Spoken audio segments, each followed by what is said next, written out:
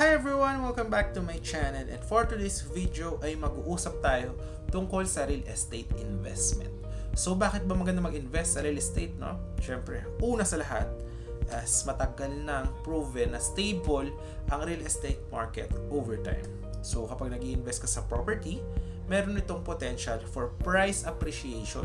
So kapag nag-invest ka dito, pwedeng example, 5 years ago, 10 years ago, so, yung property, for example, kung 1 million yun before, pwedeng 5 million na yun or 4 million, depende doon sa location ng property.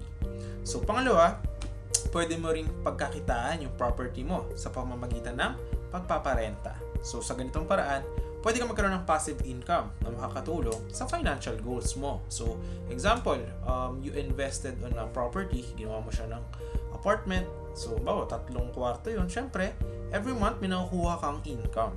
And aside from that, nagpa-price appreciation pa yung property mo. Syempre, depende pa yon sa lugar kung meron siyang mga development. May mga ginawang SM malapit or merong mga Jollibee, McDo, or merong mga business na ibang ginawa doon sa area mo. So, mostly sa development.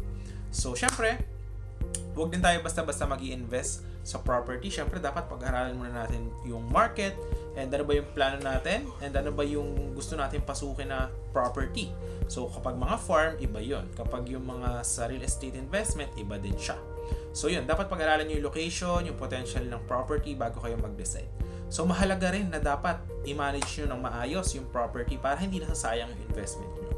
So, bakit ko sinabing kailangan i-manage nyo ng maayos? So, example, bumili kayo ng property, hindi nyo naman binabantayan, hindi nyo binakudan, tapos hindi nyo dinadalaw, baka merong mag-squat doon sa property nyo, which is napaka-hassle. So, yan, kung plano nyo mag-invest sa real estate, siguraduhin nyo na handa kayo, meron kayong enough research para dito bago kayo mag-decide. So, yun lang guys, salamat, and see you on the next video.